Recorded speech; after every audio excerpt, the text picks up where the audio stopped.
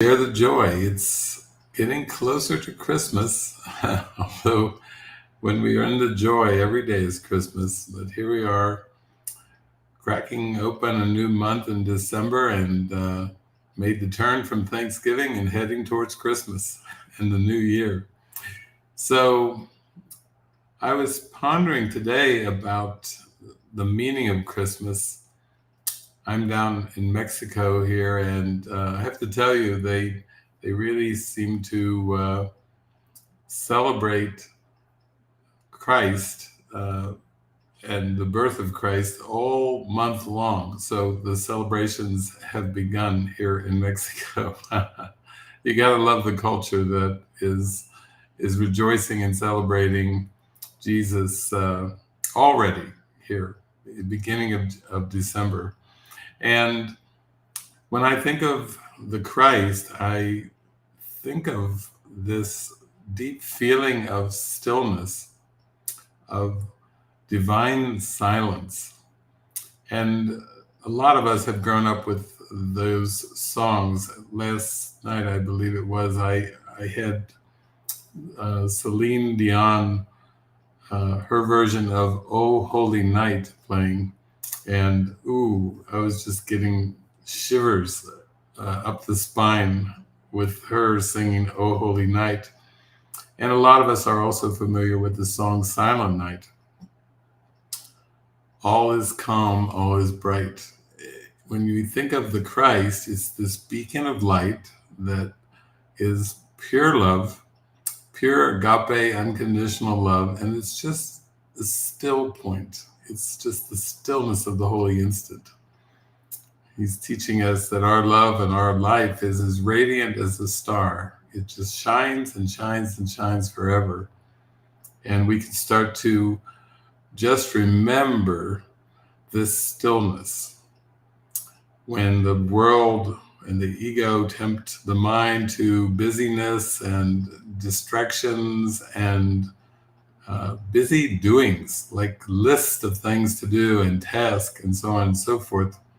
It's always good to come back and just remember that the presence of love right here, right now, is the meaning of everything.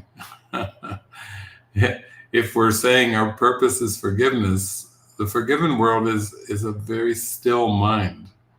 It's a very, very still mind of non-judgment, of total acceptance, letting all things be exactly as they are in the Lord, in the grace of God, just letting all things be exactly as they are. So I was opening A Course in Miracles and looking up. I did a search this time for the word silence, because that's what's on my heart today. That's what's on my heart. That's the stillness in mind. You know, love cannot be far behind a grateful heart and a thankful mind, and a still mind is no small thing. Peace of mind is no small reward. Peace of mind is natural, and peace of mind is our inheritance. And so when we're in peace, we are the most natural that we can be. So I picked out a few passages from A Course in Miracles. The first one is from chapter 11. The witnesses for God stand in his light and behold what he created. Their silence is the sign that they have beheld God's Son. And in the presence of Christ, they need demonstrate nothing. For Christ speaks to them of himself and of his Father. They are silent because Christ speaks to them, and it is his words they speak. So there it is. It's the silence is our predominant thought here. And then we move into the workbook, lesson number 153. Be still a moment and in silence think how holy is your purpose, how secure you rest, untouchable within its light. God's ministers have chosen that the truth be with them. Who is holier than they? Who could be sure that his happiness is fully guaranteed? And who could be more mightily protected? What defense could possibly be needed by the ones who are among the chosen ones of God, and by his election and their own will as well? It is the function of God's ministers to help their brothers choose as they have done. God has elected all, but few have come to realize his will is but their own. And while you fail to teach what you have learned, salvation waits, and darkness holds the world in grim imprisonment. Nor will you learn that light has come to you and your escape has been accomplished. For you will not see the light until you offer it to all your brothers. As they take it from your hands, so will you recognize it as your own. Salvation can be thought of as a game that happy children play. It is designed by one who loves his children and who would replace their fearful toys with joyous games which teach them that the game of fear is gone. His game instructs in happiness because there is no loser. Everyone who plays must win, and in his winning is the gain to everyone insured. The game of fear is gladly laid aside when children come to see the benefits salvation brings. And let's shift to lesson 211. That lesson is, I am not a body, I am free, for I am still as God created me. I am the Holy Son of God himself. In silence and in true humility, I seek God's glory, to behold it in the Son whom he created as my Christ self. I am not a body, I am free, for I am still as God created me. And then from the Manual for Teachers, time pauses as eternity comes near, and silence lies across the world that everyone may hear this judgment of the Son of God. Holy are you, eternal, free, and whole, at peace forever in the heart of God. Where is the world, and where is sorrow now? And finally, from the clarification of terms, let us wait here in silence and kneel down an instant in our gratitude to him who called to us and helped us hear his call. And then let us arise and go forth in faith along the way to him. Now we are sure we do not walk alone, for God is here, and with him all our brothers. Now we know that we will never lose the way again. The song begins again, which had been stopped only an instant, though it seems to be unsung forever. What is here begun will grow in life and strength and hope until the world is still an instant and forgets all that the dream of sin had made of it. Let us go out and meet the newborn world, knowing the Christ has been reborn in it, and that the holiness of this rebirth will last forever. We had lost our way, but he has found it for us. Let us go and bid him welcome, who returns to us to celebrate salvation in the end of all we thought we made. The morning star of this new day looks on a different world where God is welcomed and his Son with him. We who complete him offer thanks to him as he gives thanks to us. The sun is still, and in the quiet God has given him, enters his home and is at peace at last.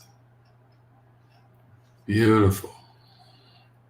Enters his home and is at peace at last. So we're answering the call. God is just calling to us, saying, come home. Come home. Be still an instant and come home. He's reminding us, be still and know that I am God. He's offering us the stillness of eternity in place of the raucous shrieks and judgments of the ego and its linear time concepts, self-concepts, self-images. Today we come with open arms and we lay aside our idols only to hear the voice for God and to rest in God's stillness. So I have a song from Svava to play, and this song is titled Silence.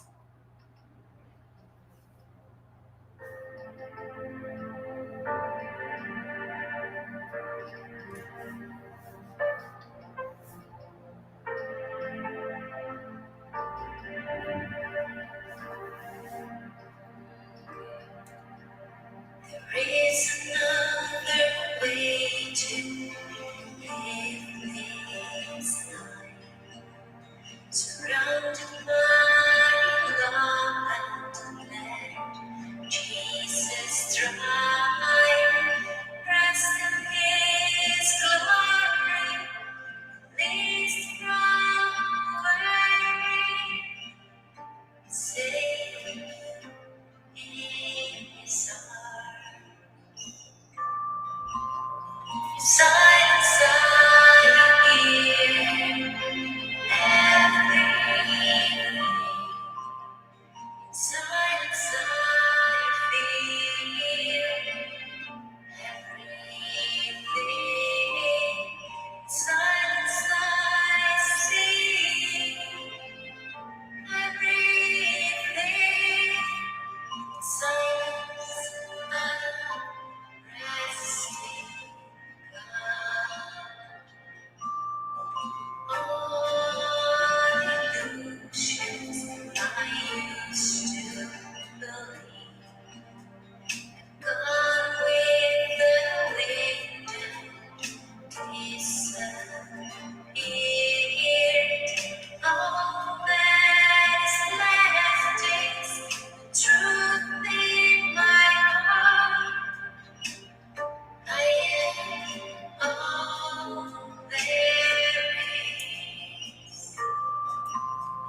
Silence I hear everything. Silence I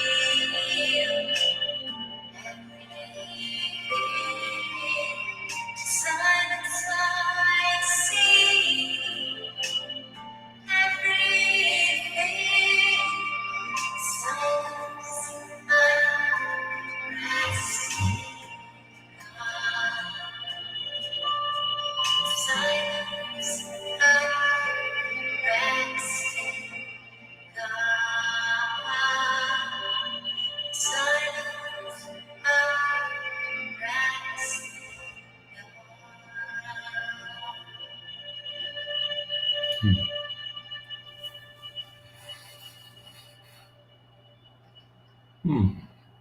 So sweet.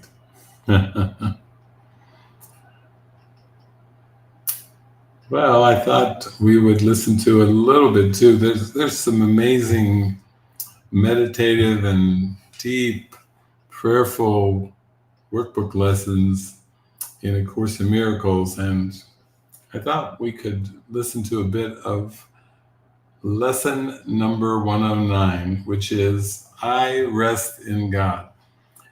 It's for a lot of people, the Christmas season is a very hectic, uh, pressurized season of a lot of anxiety and nervousness.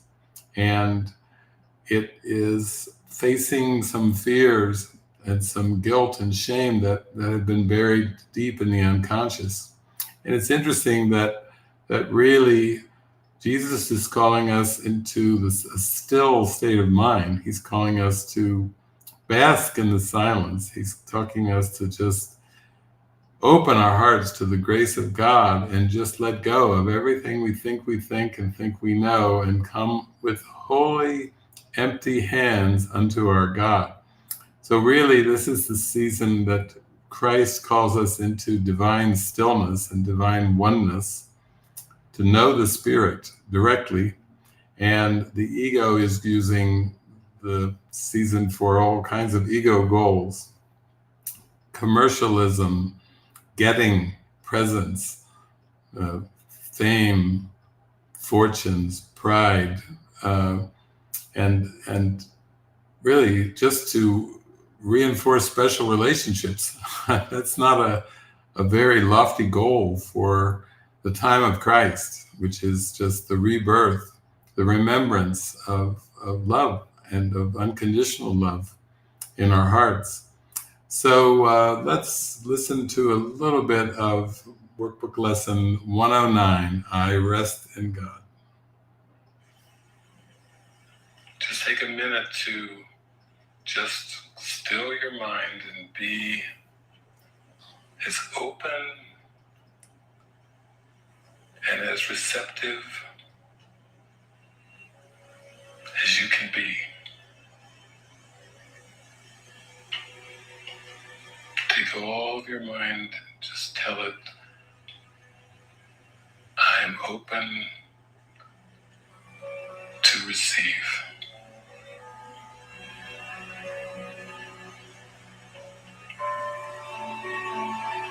I am open to the experience that this lesson offers. I rest in God. We ask for rest today and quietness unshaken by the world's appearances. We ask for peace and stillness in the midst of all the turmoil born of clashing dreams. We ask for safety and for happiness, although we seem to look on danger and on sorrow. And we have the thought that will answer our asking with what we request. I rest in God. This thought will bring to you the rest and quiet, peace and stillness, and the safety and the happiness you seek. I rest in God. This thought has power to wake the sleeping truth in you, whose vision sees beyond appearances to that same truth in everyone and everything there is. Here is the end of suffering for all the world and everyone who ever came and yet will come to linger for a while. Here is the thought in which the Son of God is born again to recognize himself. I rest in God, completely undismayed. This thought will carry you through storms and strife, past misery and pain, past loss and death, and onward to the certainty of God. There is no suffering it cannot heal. There is no problem that it cannot solve, and no appearance but will turn to truth before the eyes of you who rest in God. This is a day of peace. You rest in God, and while the world is torn by winds of hate, your rest remains completely undisturbed. Yours is the rest of truth. Appearances cannot intrude on you. You call to all to join you in your rest, and they will hear and come to you because you rest in God. They will not hear another voice than yours because you gave your voice to God, and now you rest in him and let him speak through you. In him you have no cares and no concerns, no burdens, no anxiety, no pain, no fear of future, and no past regrets. In timelessness you rest, while time goes by without its touch upon you. For your rest can never change in any way at all. You rest today, and as you close your eyes, sink into stillness. Let these periods of rest and respite reassure your mind that all its frantic fantasies were but dreams of fever that has passed away. Let it be still and thankfully accept its healing. No more fearful dreams will come now that you rest in God. Take time today to slip away from dreams and into peace. Each hour that you take your rest today, a tired mind is suddenly made glad. A bird with broken wings begins to sing. A stream long dry begins to flow again. The world is born again each time you rest. And hourly remember that you came to bring the peace of God into the world, that it might take its rest along with you. With each 5 minutes that you rest today, the world is nearer waking, and the time when rest will be the only thing there is comes closer to all worn and tired minds, too weary now to go their way alone. And they will hear the bird begin to sing and see the stream begin to flow again, with hope reborn and energy restored to walk with lightened steps along the road that suddenly seems as easy as they go. You rest within the peace of God today and call upon your brothers from your rest to draw them to their rest along with you. You will be faithful to your trust today, forgetting no one, bringing everyone into the boundless circle of your peace, the holy sanctuary where you rest. Open the temple doors and let them come from far across the world and near as well, your distant brothers and your closest friends. Bid them all enter here and rest with you. You rest within the peace of God today, quiet and unafraid. Each brother comes to take his rest and offer it to you. We rest together here, for thus our rest is made complete. And what we give today, we have received already. Time is not the guardian of what we give today. We give to those unborn and those pass by, to every thought of God and to the mind in which these thoughts were born and where they rest. And we remind them of their resting place each time we tell ourselves, I rest in God.